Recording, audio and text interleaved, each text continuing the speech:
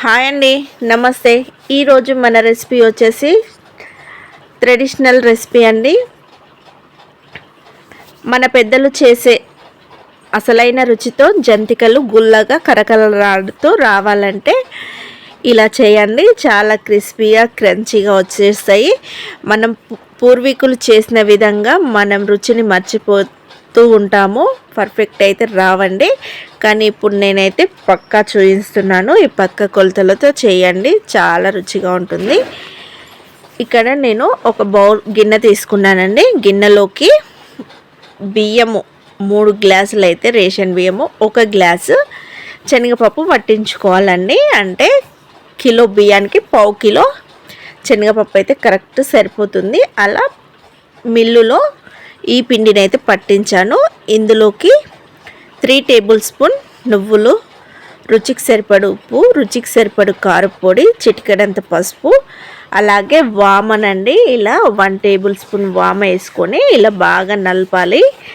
ఓకేనా? ఒక అరకిలో పిండికి అయితే నేనైతే చేస్తున్నానండి. ఇలా వామ ఇవన్నీ కలుపుకున్నాక ఇప్పుడు ఇందులో ఉప్పు సరిపోయిందా లేదా అని, ఉప్పు కారం సరిపోయిందా లేదా అని ఒకసారి చూసుకున్నాక ఇందులోకి బాగా వేడి చేసుకున్న నీళ్ళని కొంచెం కొంచెం పోసుకుంటూ ఇలా గరిటెతో కలుపుకోవాలండి. పిండి ఉండలు లేకుండా మంచిగా మిక్స్ చేసుకోవాలి. ఇలా కలుపుకున్నాక మరికొన్ని నీళ్ళు పోసుకొని పిండి ముద్దనైతే రెడీ చేసుకోవాలండి.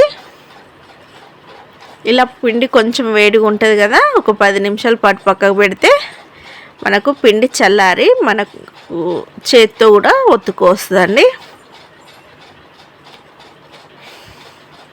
ఇలా పిండిని కొంచెం కొంచెం నీళ్ళు పోసుకుంటూ ఇక్కడ నేను చూపెట్టిన విధంగానైతే కలుపుకోవాలండి.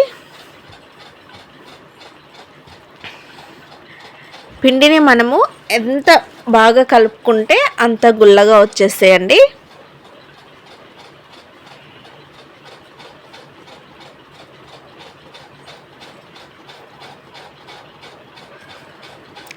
పిండి మంచి కన్సిస్టెన్సీ వచ్చే వరకు పిండిని అయితే కలుపుకోవాలి.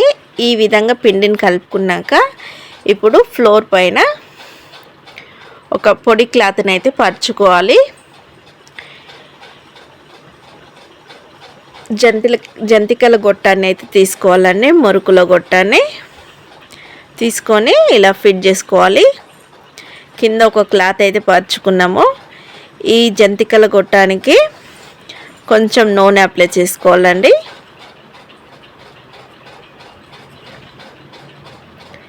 ఇలా నూనె అప్లై చేసుకున్నాక కొంచెం కొంచెం పిండి తీసుకొని ఈ జంతికల గొట్టెములో నిండుగా పెట్టుకోవాలండి. ఇక్కడ నేను చూపెడుతున్నా కదా, అలా నిండుగా పెట్టుకొని ఇలా పొడి క్లాత్ మీద ఇలా జంతికలు మురుకులు అయితే చుట్టుకోవాలి. నేను 3 వరుసలు కాకుండా కొంచెం ఎక్కువ ఉండే జంతికల బిళ్ళనైతే తీసుకున్నాను. మీకు 3 వరుసలు కావాలనుకుంటే 3 కూడా తీసుకోవచ్చు. ఇలా ఒక క్లాత్ మీద అన్నిటినీ వేసుకున్నాక ఇంకా డీప్ ఫ్రైకి సరిపడు నూనె అయితే పెట్టుకోవాలండి. ఇలా క్లాత్ మీద వేయడం వల్ల మనకు పచ్చితనం అనేది క్లాత్ గుంజేస్తుంది. మనం కాటన్ క్లాత్ అయితే వాడుతున్నాం కాబట్టి ఇంకా ఆయిల్ కూడా ఎక్కువ పీల్చుకోవు, మంచిగా కరకరలాడుతూ వచ్చేస్తాయండి.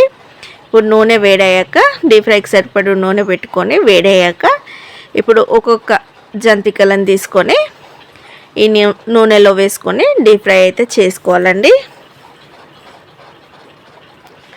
డీప్ ఫ్రై మొత్తం ఇట్లా వచ్చిన నురుగు మొత్తం పోయినాక రెండో వైపు తిప్పేసుకోవాలి.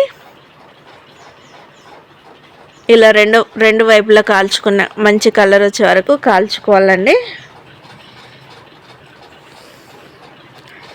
చూడండి, మనకు జంతికలు అయితే మంచిగా పైకి తేలాడుతూ పైకి అయితే బాగా కనిపిస్తున్నాయి కదా.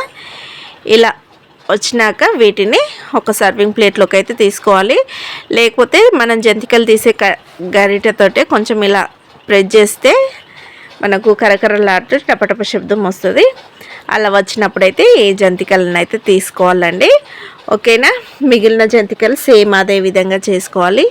ఎంతో రుచికరమైన మన పెద్దలు చేసే అసలు సిసలైన జంతికలు అయితే గుల్లగా కరకరలాడుతూ వచ్చినాయండి. ఇంకా ఆలస్యం చేయకుండా మీ ఇంట్లో కూడా చేయండి ఫ్రెండ్స్. చాలా అంటే చాలా రుచిగా ఉంటాయి. పక్క కొలతలతో చెప్పాను. ఈ విధంగా మీ ఇంట్లో కూడా చేసి ఎలా వచ్చినాయో కామెంట్ అయితే చేయండి. ఇవి పిల్లల స్నాక్స్ బాక్స్లోకి కూడా బాగుంటాయి. ప్రతి పండుగ సంక్రాంతి, దసరా మొదలుకొని సంక్రాంతి వరకు ఈ కరకరలాడుతూ చేసుకునే జంతికలు అయితే రుచికరంగా ఇలానైతే చేయండి ఫ్రెండ్స్. ఓకేనా? ఓకే అండి. ఈ వీడియో కనుక మీ అందరికీ నచ్చినట్లయితే లైక్ చేయండి, షేర్ చేయండి, కామెంట్ చేయండి. ప్లీజ్ సబ్స్క్రైబ్ చేయండి ఫ్రెండ్స్. మరిన్ని వీడియోస్ కోసం అయితే మన ఛానల్ని సబ్స్క్రైబ్ చేసుకుని ఆల్ అని క్లిక్ చేసి ఇంకా మీకు ఎలా నచ్చిందో అలా కామెంట్ చేయండి. బాయ్.